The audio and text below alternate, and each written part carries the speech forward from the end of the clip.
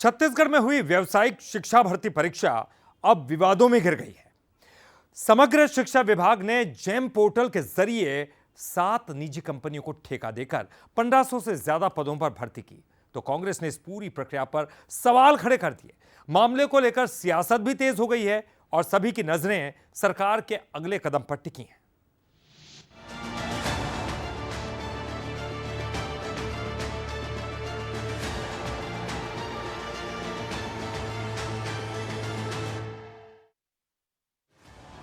18 जुलाई 2025 को छत्तीसगढ़ में हुई व्यावसायिक शिक्षा भर्ती परीक्षा अब सवालों के घेरे में है। समग्र शिक्षा विभाग ने 1500 से भी अधिक पदों पर जेम पोर्टल के जरिए 7 निजी कंपनियों के माध्यम से भर्ती परीक्षा कराई थी। भर्ती की प्रक्रिया 4 दिन में पूरी कर ली गई। मामले की जानकारी सामने आने के बाद अब कांग्रेस इसे बड़ा मुद्दा बना रही है। कांग्रेस का आरोप है कि सभी पदों को मोटी रकम लेकर भरा गया है। इस लेन देन के चलते हजारों योग्य युवा नौकरी से वंचित हो गए हैं।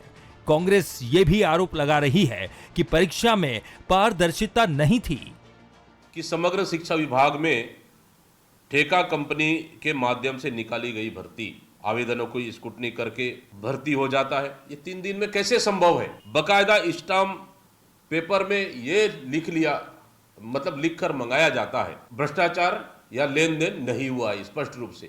हम तो भ्रष्टाचार का आरोप तो अभी लगा रहे हैं, आप तो पहले ही उनसे मंगा लिए हो लिखित रूप से कि कोई लेन देन नहीं हुआ है। इस भर्ती में भी भारतीय जनता पार्टी की सरकार, उनकी नुमाइंदों का हिस्सेदारी है।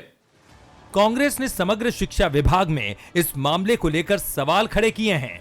कांग्रेस ये भी आरोप लगा रही है कि समग्र शिक्षा विभाग में computer operator, IT, dietitian, health care, nursing staff सहित 13 अलग अलग ट्रेड में भर्ती के लिए जेम पोर्टल के माध्यम से टेंडर निकाला गया था। ठेका कंपनियों को इस भर्ती की जिम्मेदारी दी गई थी। ठेका कंपनियों ने 3 दिन में भर्ती प्रक्रिया के लिए आवेदन लिया। आवेदन की स्क्रूटनी, परीक्षा और 35,000 से अधिक प्रश्न पत्रों की जांच भी 3 दिनों में कर ली। इस मामले में बीजेपी का कहना है कि सरकार युवाओं को रोजगार देने के लिए संकल्पित है। बीजेपी ने कहा कि अगर कोई गलती हुई है तो जांच करवाई जाएगी। देखिए, भारतीय जनता पार्टी तेजी के साथ युवाओं को रोजगार देने के लिए कृत संकल्पित है और इसके लिए तेजी से जो भी परीक्षाएं हो रही है उसे किया जा रहा है ताकि युवाओं को रोजगार मिल सके। दीपक बैज जी बेहतर होता कि भूपेश बघेल जी को सलाह दिए होते जब नग्न होकर युवकों को दौड़ना पड़ा था विधानसभा रोड में। ये पहली घटना थी, पूरे विश्व की शर्मसार हुआ था छत्तीसगढ़। अब रोजगार दे रहे हैं तो आपको चिंता है, और अगर कोई दिक्कत होगी तो जांच कराई जाएगी।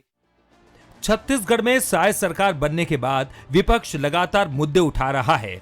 हर दिन अलग अलग मुद्दों के साथ कांग्रेस सरकार को घेरने की कोशिश कर रही है।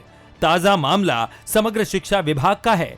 अब देखना होगा कि सरकार इस मामले में क्या कदम उठाती है। शिखर देवांगन, बंसल न्यूज, रायपुर।